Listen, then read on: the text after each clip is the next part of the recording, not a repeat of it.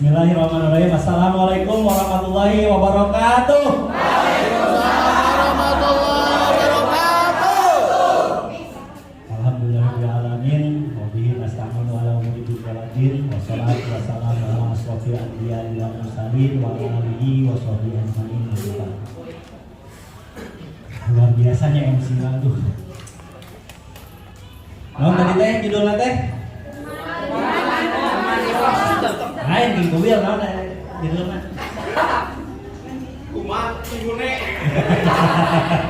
Human Immune System. Oke. Tama-tama marilah kita panjatkan puji besar syukur pada Ilahi Rabbi bahwasanya atas satu kepastiannya rekan-rekan sekalian kita bisa hadir pada kesempatan ini pada satu rangkaian koordinasi ya yang tersistem dan terstruktur. Dan alhamdulillah pada kesempatan ini juga telah dihadiri nih dari rekan-rekan Bogoraya ya. Tepuk tangan buat rekan-rekan Bogoraya. Luar biasa. Ada juga dari Pribumi ini, Beraja Tunggal. Beraja dong mas. Kompaknya. Ya. Pertama-tama kita sampaikan nih salam bahagia, salam bunga, dan respek yang tak terhingga buat guru-guru kita sekalian. Yang pertama-tama kita sampaikan salam hormat kita pada guru kita sekalian, Buya Agus Muslim. Semoga beliau senantiasa sehat selalu dan sejahtera ya dalam rangka mengaping kita menuju pada kesuksesan. Juga pada orang yang telah membesarkan kita rekan-rekan sekalian. Tanpa beliau kita mungkin tidak akan pernah ada di sini. Dia adalah Ang Edi Suwandi.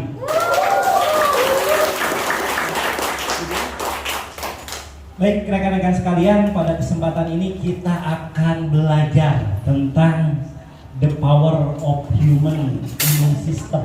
Ya. Human immune system. Ya. Kan terapis itu harus keren ya, terapis itu keren. Human immune system. Oke. Tadi sahur Agis, imun itu sangat dekat dengan iman, betul sekali ya rekan-rekan sekalian. Rekan-rekan sekalian, pernah gak kita dalam satu perjalanan, ya dalam satu perjalanan pakai motor misalnya, tiba-tiba ayah ramatuk ya, ada serangga yang mau masuk ke mata kita, tanpa terasa ya. Nah itu adalah bagian dari sistem pertahanan tubuh ya, secara luar. Namun ada juga sistem pertahanan tubuh yang dibangun dalam diri kita sendiri ya. Jadi begitu sempurnanya rekan-rekan sekalian, Allah telah menciptakan diri kita dengan bentuk yang sesempurna-sempurnanya, sehingga tidak ada lagi organisme ataupun zat-zat yang berbahaya itu bisa masuk ke dalam tubuh kita. Makanya pada saat ini rekan-rekan sekalian, setelah kemarin kita berbicara tentang materi apa aja kemarin itu? Lambung, limpa, kemudian paru-paru, usus besar. Kita sekarang belajar tentang proteksi diri, bagaimana tubuh ini memproteksi diri kita ya. Makanya pada kesempatan ini kita akan sama-sama sharing terkait dengan human immune system ya, atau sistem pertahanan tubuh manusia ya. Yang tadi dikatakan bahwa begitu sempurnanya Allah telah menciptakan manusia ini dalam bentuk yang sesempurna-sempurnanya. Kita keluar, kita bedah tuntas rekan-rekan sekalian. Untuk apa? Untuk supaya kita bisa lebih bersyukur. Kita lebih bersyukur, dan dari rasa syukur itu tentunya akan meningkatkan keimanan kita, keyakinan kita pada Zat yang Maha Kuasa. Oke. Apa itu human immune system? Oke. Next. Nah, sistem pertahanan tubuh kita ini terdiri dari organ-organ juga ya rekan-rekan sekalian. Terdiri dari mulai adanya amandel atau sering dikenal dengan tonsil ya. Amandel anu sok ngagantung dina lak-lakan. Ya. Itu adalah pertahanan tubuh yang pertama. Yang kedua itu adanya kelenjar timus ya. Kelenjar timus itu kalau di titik 17 kehidupan itu ada titik tengah dada. Nah, titik tengah dada itu sesungguhnya itu adalah untuk mengaktifkan yang namanya kelenjar timus. Kemudian juga di seluruh tubuh kita itu ada yang disebut dengan nodus limpa. Mungkin rekan-rekan pernah sesekeleun ya. Sesekeleun biasa nama mun teu dina kelek dina palangkakan. Kalau di lipatan ketiak biasanya di lipatan selangkangan ya. Begitu misalkan kaki kita tertusuk duri ya. Tertusuk duri ini di kaki, di telapak kaki kita. Tiba-tiba di sini nih di selangkangan kita aya nu ngabenjol. Ada benjolan dan itu nyeri. Nah, itu adalah salah satu yang disebut dengan pertahanan tubuh dari yang namanya limpatik ya. Kemudian juga ada organ limpa yang telah kemarin kita pelajari. Bu Dedeh, di mana letak organ limpa? Sikan. Di mana Cing? Limpa di mana? King Kubil. Dekat dengan lambung juara gitu ada King Kubil ya. Di belakang lambung ya, di belakang lambung kita. Kemudian juga ada yang disebut dengan sumsum tulang. Nah, ini bentuknya jamur.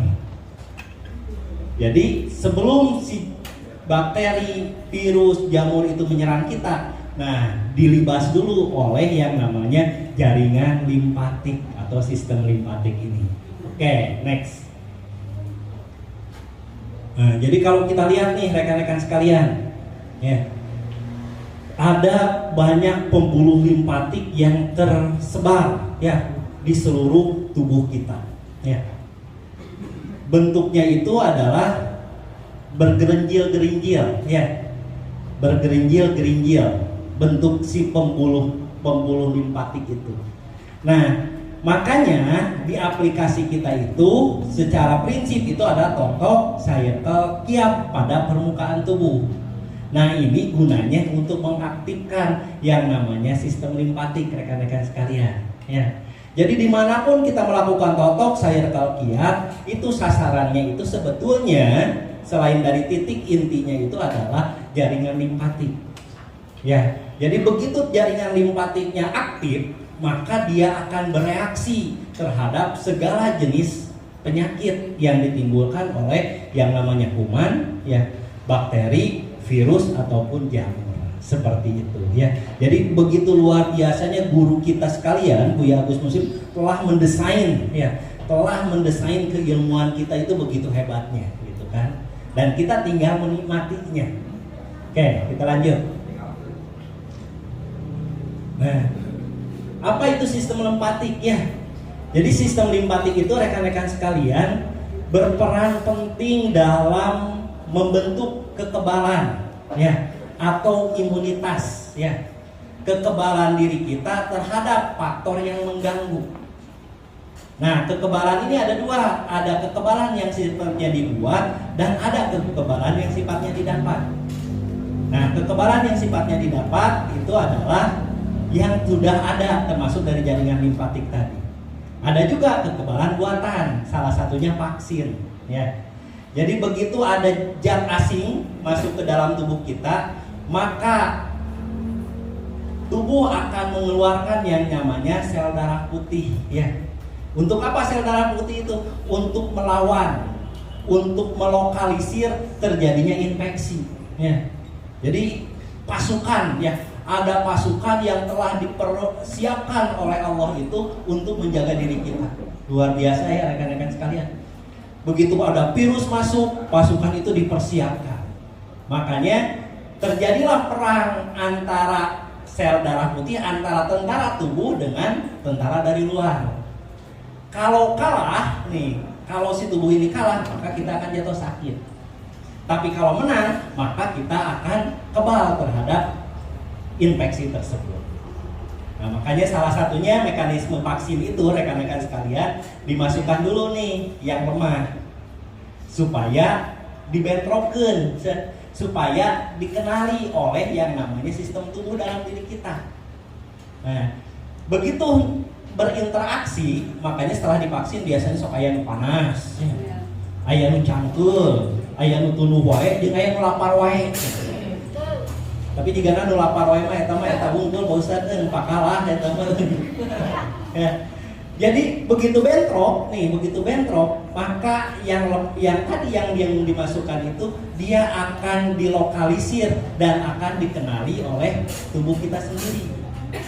Efeknya begitu datang lagi yang baru nih, si jenis tertentu, contohnya virus COVID, ya, datang lagi si virus COVID karena kita sudah kenal, otomatis itu kita bisa melakukan perlawanan yang maksimal.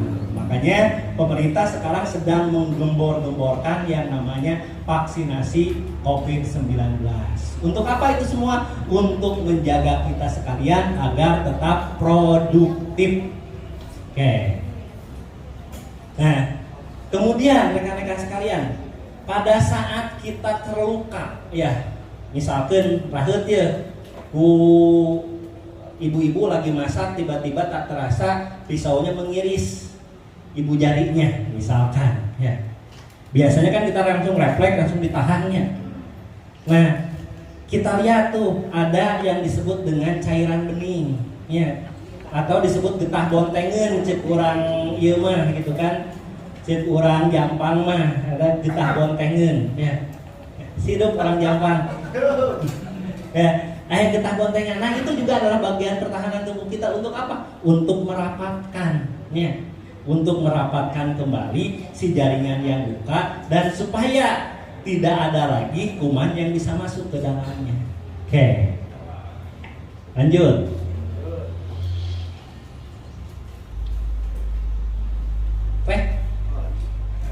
Nah, kita mulai nih bagian-bagiannya ya rekan-rekan sekalian.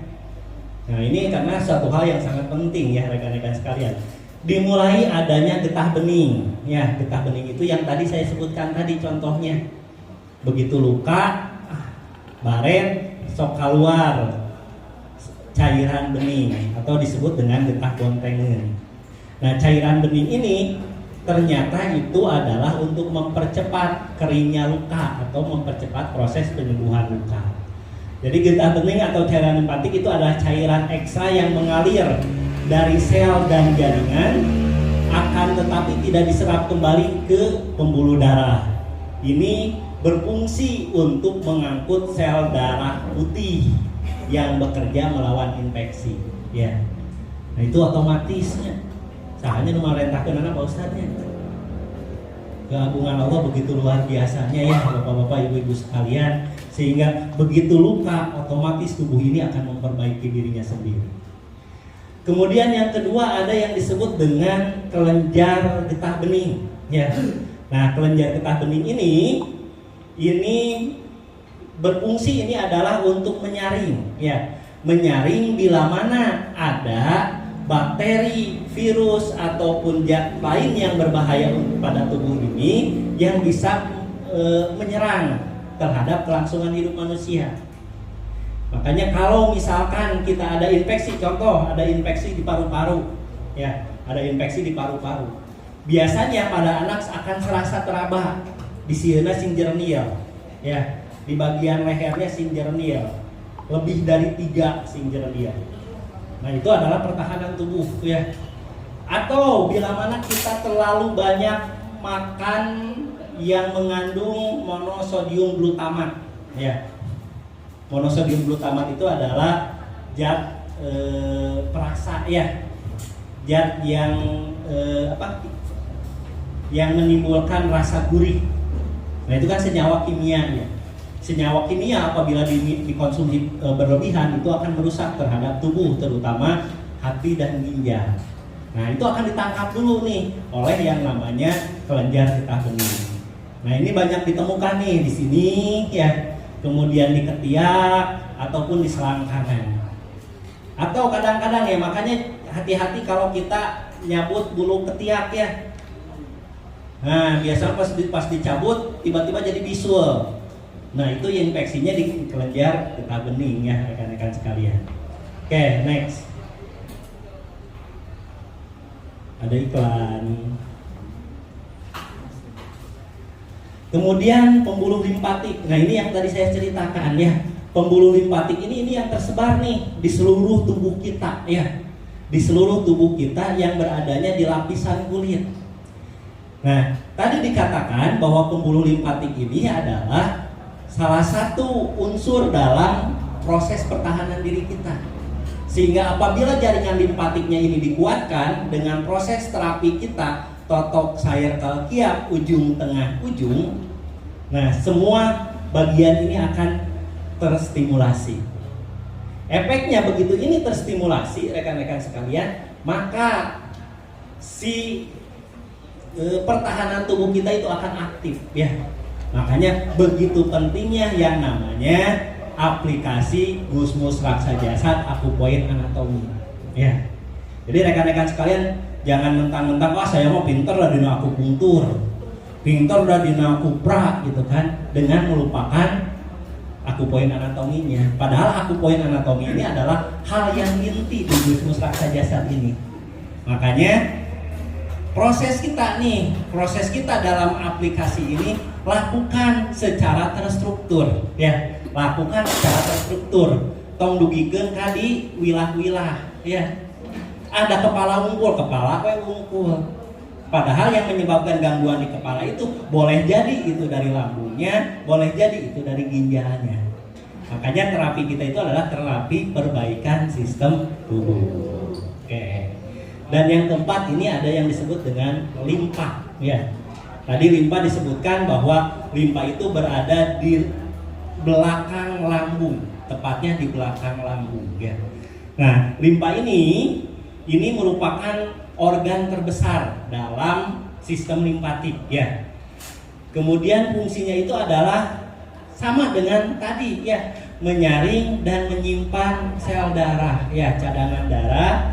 Selain itu juga limpa berfungsi untuk menghasilkan sel darah putih ya. Jadi kalau limpanya terganggu, otomatis produksi sel darah putihnya juga akan terganggu ya. Proteksi dirinya juga akan terganggu. Makanya nyambung sekali dengan pasti budayanya rekan-rekan sekalian.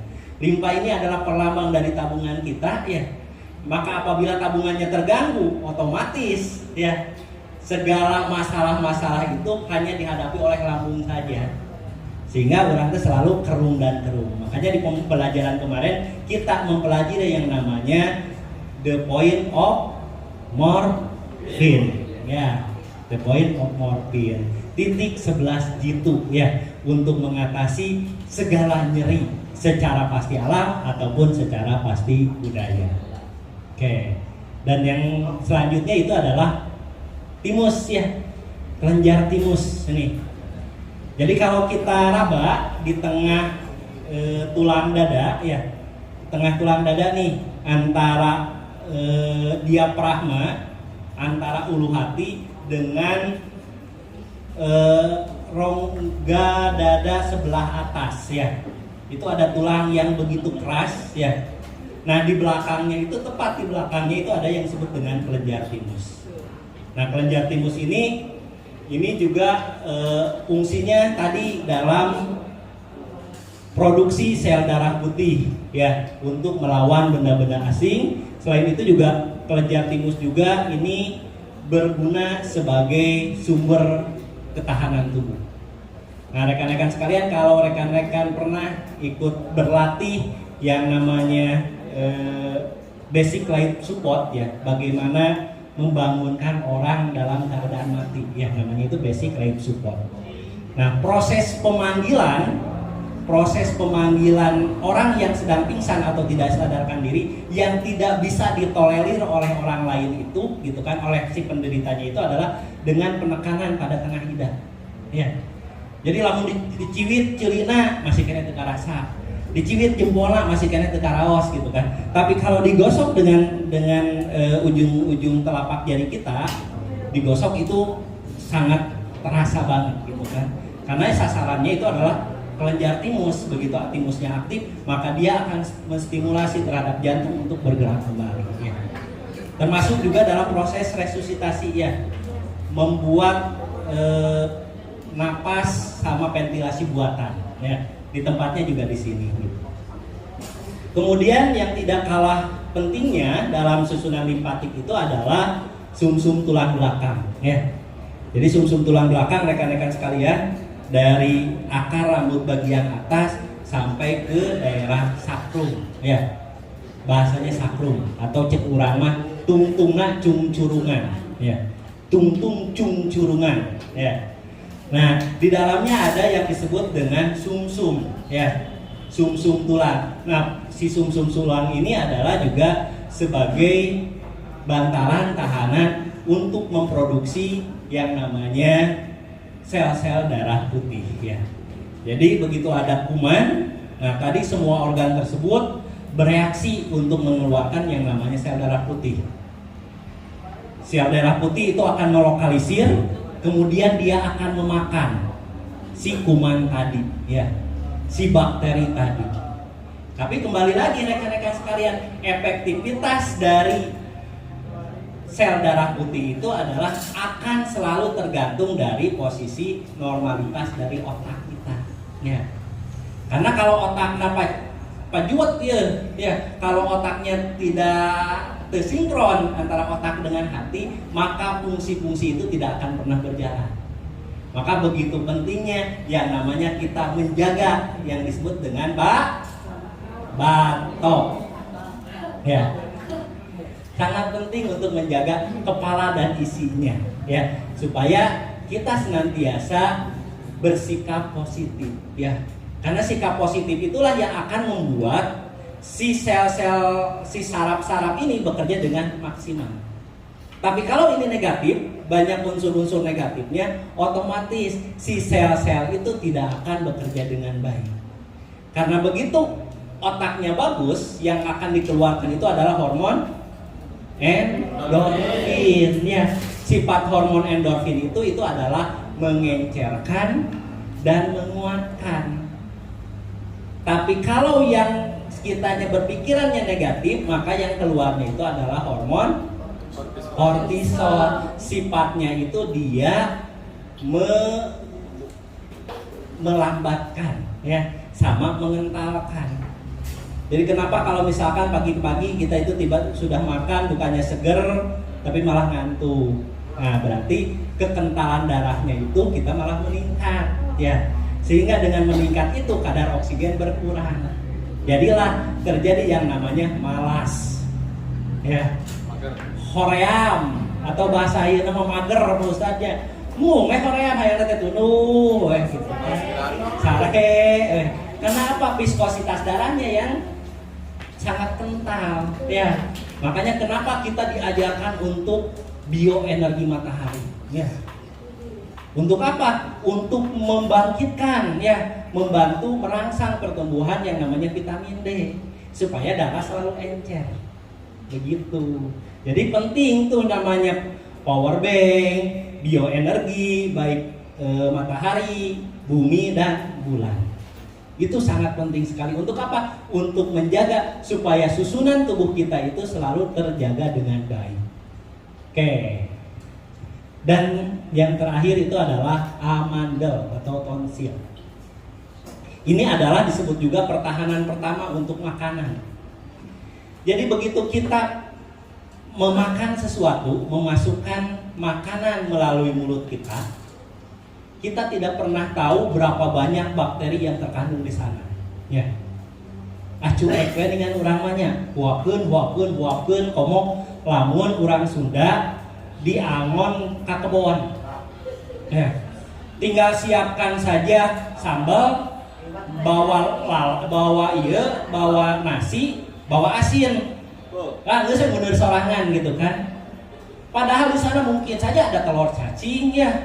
Kadang-kadang tara di kumaha lagunya rauk. Padahal di sana ada satu kerja yang hebat rekan-rekan sekalian. Jadi begitu makan dimasukkan nih ke dalam mulut, tiba-tiba air liur kita itu keluar. Ya.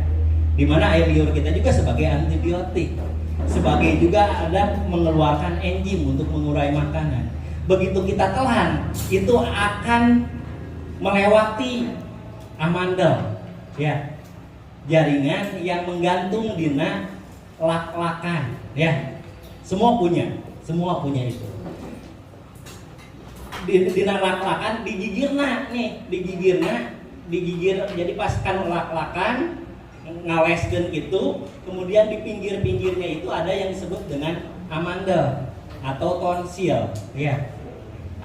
Penyakitnya disebut tonsilitis, ya. Jadi begitu melewati itu, maka si tonsil ini akan mengeluarkan zat yang sifatnya akan mematikan terhadap kuman, virus, bakteri, ataupun untuk melemahkan.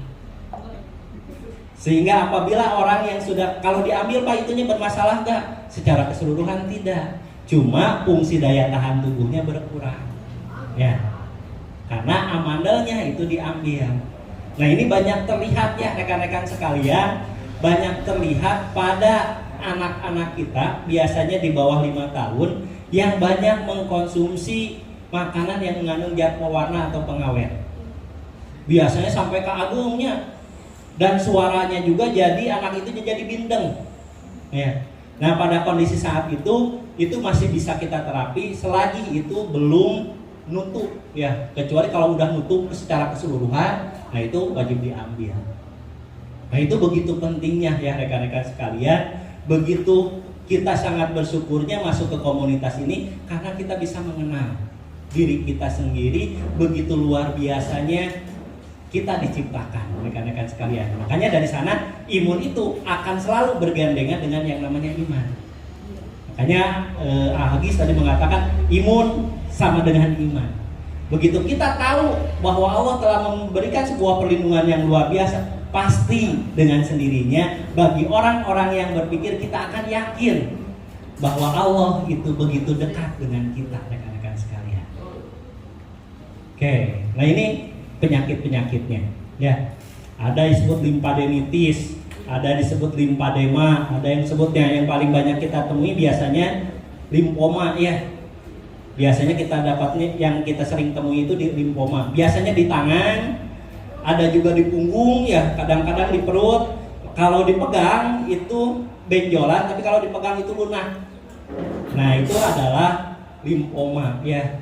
Jadi pembesaran dari limpa, ya, dari jaringan limpa. Kemudian juga ada juga disebut dengan penyakit autoimun. Penyakit autoimun teh tiba-tiba lulus ke kuku-kuku gitu kan, kapanon poean, gelepek. Nah itu salah satunya penyakit autoimun. Itu semua akibat apa? Akibat dari fungsi limpatiknya tidak berjalan dengan baik. Tapi kalau kita sudah mempelajari tadi, saya yakin penyakit limpatik itu pasti bisa diatasi. Karena kuncinya tinggal totok sayekal kiap pada seluruh permukaan tubuh ini, pasti disebut dengan cabak cager, ya. Jadi lalakon cabak cager teh ilmiah, jelas ilmiah, ya. Hiji, aliran darahna bakal lancar. Dua, sistem limpatiknya bakal berfungsi dengan baik. Makanya totok sayekal kiap. Jadi mencet anu sok biasa susurudutan wae tah mulai dialihkan, mulai dulu totok itu adalah untuk stimulasi. Circle itu adalah untuk relaksasi. Kiam itu adalah untuk menguatkan, ya. Kalau rekan-rekan tidak percaya dengan teknik ini, silakan rekan-rekan melakukan uji coba terhadap selang yang sudah lama digunakan. Dengan cara totok, putar-putar si selang eta terus dikiap. Apa hasilnya? Pasti banyak kotoran-kotoran di selang eta terbuang. Beda jeung dipautnya. Lamun dipaut surudut gitu kan. Memang terbuang yang ujung di sininya, tapi akan terjadi penumpukan di ujung sebelah sana. Nah, itu yang harus kita pahami secara ilmiahnya. Jadi bisi ieu mah, bisi anu naroskeun. Nah, engko naon mencetek kitu da umi mah misalkan teh mencetek surudut pan benten deui umi. Da ieu mah berdasarkan sebuah penelitian. Karena dalam tubuh itu terdiri dari salah satunya itu adalah jaringan limpatik yang harus kita stimulasi. Oke. Itu adalah sistem limfatik secara pasti alam. Oke, kita ulangi lagi. Berarti sistem limfatik itu terdiri dari apa saja? Tonsil, betul.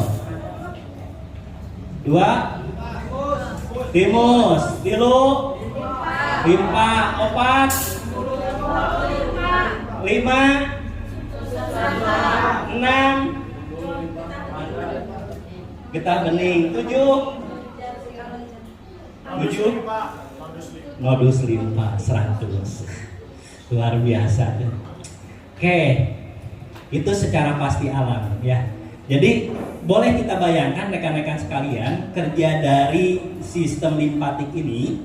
Jadi begitu ada satu zat asing yang akan masuk ke dalam tubuh kita, maka si limfatik ini, si jaringan limfatik ini, dia akan mengeluarkan sel darah putih untuk melokalisir dan mematikan atau melemahkan terhadap kuman atau bakteri yang akan menyerang tubuh kita. Ya, fungsinya seperti itu. Bila mana pertahanan diri kitanya lemah, maka yang terjadi itu adalah penyakit akan datang. Tapi kalau pertahanan tubuh kitanya kuat, maka penyakit apapun itu tidak akan pernah bisa masuk ke kita. Jadi kata kuncinya jaga diri kita. Nah, ini adalah inti dari makna budaya rekan-rekan sekalian. Ya. Nah, sistem imunitas tubuh, fungsi dari sistem limfatik ya ini terbagi dua. Yang pertama itu adalah mengatur, sifatnya internal dalam diri, dan mengelola, sifatnya eksternal keluar, pertahanan tubuh manusia sehingga kekebalan tubuh manusia ini bisa terjaga. Nah, oleh karenanya sistem limfatik ini berkaitan erat atau dilambangkan dengan manajemen diri ya, terkait ke dalam pengelolaan diri di dalam dan tata kelola keluar ya. Sistem pertahanan tubuh kita seperti itu. Bagaimana kita berkomunikasi dengan diri kita sendiri dan bagaimana kita mengkomunikasikan dengan pihak luar. Makanya the power of human immune system ini berbicara tentang manajemen diri ya rekan-rekan sekalian. Jadi manajemen bersifat ke dalam itu adalah berbicara tentang sadar diri ya. Sadar diri urang teh keur di mana ya. Keur di mana jeung posisi reka mana ya. Kita itu berbicara manajemen self awareness itu berbicara tentang siapa diri kita sesungguhnya rekan-rekan sekalian. Kita ini berasal dari mana, sedang di mana dan akan di mana. Nah, itu adalah berbicara kita tata kelola diri kita sendiri.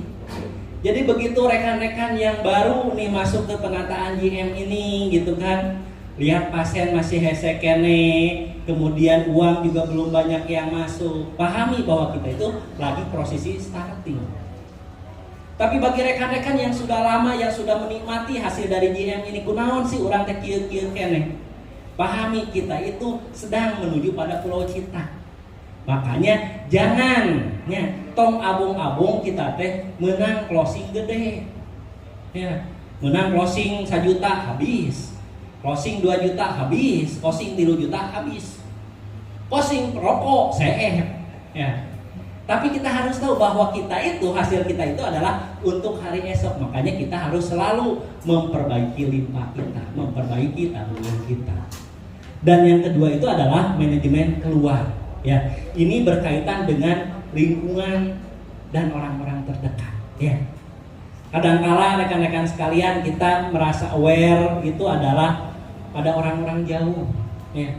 Padahal yang harus kita aware yang paling pertama itu adalah orang yang paling dekat dengan kita. Siapa itu? Orang tua, istri, atau suami gitu kan, anak. Itulah orang-orang yang harus paling pertama kita aware. Karena sebuah keterangan mengatakan ku anfusakum, jagalah dirimu dan orang terdekatmu ya dari siksa neraka. Berarti ini adalah sebuah pengejawantahan rekan-rekan sekalian dari ku anfusakum wa ahlikum nar ya. Jadi jangan sampai kita egois, ayo hanya melihat diri sendiri tanpa melihat sekitar kita. Atau juga mungkin terbalik, segala sesuatu jangan neng, segala sesuatu jangan si ade gitu kan. Ai urana dibiarkan. Nah itu juga akan membuat sebuah kekeroposan ya rekan-rekan sekalian. Oke, next. Nah, makanya self management ini kalau kita sambungkan ini terdiri dari S, yaitu sadar diri, ya. Artinya menyadari akan siapa diri kita dan bagaimana potensinya, ya. Rekan-rekan misalkan ibu-ibu gitu kan, oh saya itu adalah seorang terapis. Saya tiap hari bergaul dengan ibu-ibu pengajian, berarti di sana ada sebuah potensi yang besar, ya. Karena selama kita berurusan dengan yang namanya manusia, berarti di sanalah lahan kita, ya. Selama kita masih berurusan dengan manusia, berarti di sana lahan kita. Kecuali kalau kita sudah tidak lagi berurusan dengan manusia. Misalkan ngasingkeun diri ka leuweung, ngasingkeun diri ka gunung, ya mau panggil jeung jelema paling oge panggil jeung monyet. Ya. Nah, makanya menyadari siapa sih diri kita. Ya, saya seorang terapis GM. Bagaimana potensinya? Kalau ini saya kembangkan terus-terusan, maka saya akan mewujudkan apa yang saya harapkan. Itu adalah bagian dari sadar diri. Nah, proses sadar diri bukan hal yang mudah ternyata. Banyak juga yang sudah sekian lama di GM tapi itu sadar-sadar. Ya. Koordinasi kedah dipiwarang kene. Balanya kedah ditagihan kene. Tajis kuat kencang ngengkreng mati korna dan can daek kene maya. Nabung sami kene. Berarti belum sadar terhadap siapa dirinya. Ya. Padahal ada lenjang baturnya pusatnya. Ya. Bukan orang lain. Sekarang kita koordinasi buat siapa? Buat diri sendiri. Sekarang kita komitmen terhadap ilmu buat siapa? Buat diri kita sendiri. Ayeuna nabung yang kurang-kurang kene gitu kan. Zakat infak yang sedekah buat siapa? Buat diri kita sendiri. Nah, inilah pentingnya sebuah kesadaran diri, rekan-rekan sekalian. Bahwa GM itu ada sebuah komunitas yang ingin membangkitkan potensi dari setiap anggotanya berdasarkan satu kesadaran diri. Bukan berdasarkan iming-iming, bukan berdasarkan pressure. Tapi S-tuning, ya. S-tuning kahayang diri sorangan karena ingin berubah untuk mendapatkan sesuatu yang lebih baik. Itulah GM Community. Tepuk tangan, rekan-rekan. Kemudian yang kedua, eksplorasi diri, ya. Explore, menggali apa sih sebetulnya yang kita inginkan. Apa sih sebetulnya yang kita miliki.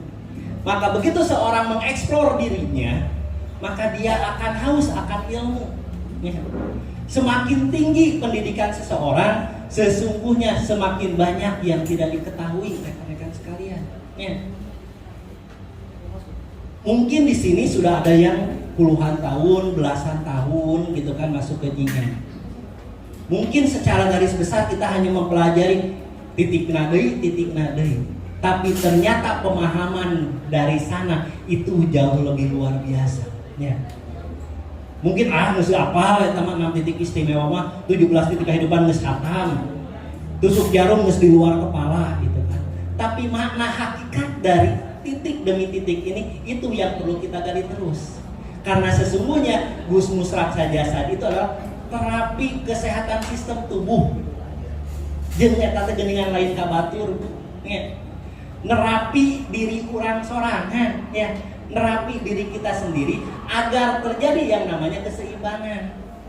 Dan kunaon sok oleng wae teh, kunaon sok singkang wae teh karena kitanya tidak ajeg. Ya. Karena kitanya tidak ajeg, belajar hayo-hayohan tapi teu ngamalkeunana, kan teu ajeg. Ya. Kemudian apa lagi? Henteu pancet, ya. Ayeuna keur aya pasien resep nerapi, keur eueuh pasien horeang, leleongan. Keur aya nu ngajakan koordinasi, hayu eueuh nu ngajakan horeang. Hayu we oleng, ya. Akhirnya begitu masalah datang, kita tidak pernah mempunyai pertahanan tubuh. Akhirnya aya nu lagi habek ka urang.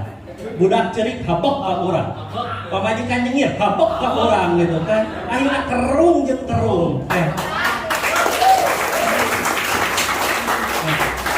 Begitu pentingnya sadar diri dan eksplorasi diri, ya. Sadar diri kita itu untuk apa? Kita itu untuk siapa dan kita itu akan kemana, itu yang paling penting. Kemudian kita eksplor apa sih yang sebetulnya kita harapkan, ya. Rekan-rekan sekalian perlu dipahami ini. interaksi antara kita dengan pasien, antara kita dengan PJL sesungguhnya bagaimana pemahaman kita. Semakin paham kita terhadap keilmuan ini, PJL itu semakin gampang. Ya. Tapi semakin dangkal pemahaman kita tentang keilmuan ini, eta PJL diberi pogedah hese. Ya. Jadi intinya paham, karena begitu paham itu, begitu kita paham titiknya itu apa, fungsinya untuk apa, untuk kitanya seperti apa, maka tiap titik itu akan mengeluarkan gelombang elektromagnetik yang sifatnya menarik. Ya, yang sifatnya menarik. Makanya dulu pernah ada satu pernyataan dari Aan, kajian teuing cenanya, koordinasi pada nunutan daripada untuk koordinasi. Waktu itu saya bingung gitu kan. Ternyata begitu paham. Nah tiba-tiba ya pasien. Tapi begitu kita selalu melawan, ya dibere ilmu, kayak urang mah kieu lah. Bere ilmu, kieu lah. Da pasien oke kitu atuh. Hayo we ucing-ucingan. Tapi begitu kita menerima ilmu, hiji tarimakeun eueuy walaupun pahit rasanya di awal. Ya. Tapi tiba-tiba pasien teh lalineuk, nawaran pentan babari gitu kan. Karena apa? Atas dasar sebuah pemahaman. Karena pemahaman itu berkaitan dengan nilai keyakinan. Ya, semakin paham pasti semakin yakin. Tapi lamun teu paham, rek yakin kumaha. Ya, itu adalah berbicara tentang manajemen ke dalam. Dan manajemen keluarnya kita itu harus lentur atau fleksibel. Ya, bersikap fleksibel dengan lingkungan dan orang-orang terdekat. Ya, ayeuna nama tong waka kadi itu mending urang kadi heula nyaman. Kan kita fleksibel, tong padugeng-dugeng wae. Kahayang teh impianana teh hayo we nu diprioritaskeun, tapi impian orang-orang terdekat kita tidak pernah kita gubris. Makanya kita harus bersikap lentur, ya. Lentur ini, fleksibel ini bukan berarti lunak, ya. Lentur dengan lunak beda. Tapi lentur itu memberi ruang orang lain untuk mengambil sebuah keputusan. Itu namanya fleksibel. Tapi kalau lunak mah ditutur-tutur we ku urang. Cek budak teh pahayang maka hajung. Pahayang ieu hayo ditutur-tutur kahayang budak akhirna menjerumuskan. Tapi berbicara fleksibel ini adalah berbicara kita bagaimana orang lain, orang terdekat kita bisa mengambil keputusan berdasarkan rule yang kita buat. Dan yang terakhir itu adalah fokus, ya. Tetap fokus pada tujuan atau impian untuk kebaikan diri kita dan orang-orang terdekat. Ya. Hanya itu kuncinya ternyata rekan-rekan sekalian. Kita bisa mengelola diri kita sendiri dengan cara mengenal diri kita sendiri dan mengeksplor apa yang kita butuhkan dengan proses belajar. Ke pihak luar kita itu selalu fleksibel dan tetap fokus pada impian diri kita sendiri dan orang-orang terdekat kita. Maka dengan itu kita akan mempunyai yang namanya pertahanan tubuh.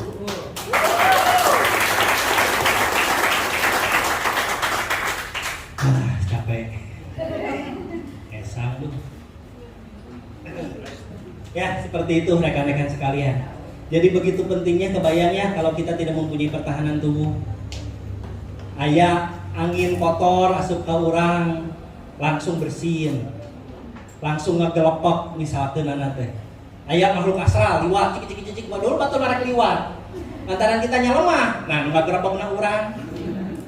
Ceci itu teh cenah. Nah, cenah ada urang marek liwat unggul mana ngagerebok cenah. Kan aya seperti karena apa? Tidak mempunyai pertahanan tubuh ya. Jadi mau makhluk yang terlihat, mau yang tidak terlihat, anger kunci nama bagaimana kitanya, ya.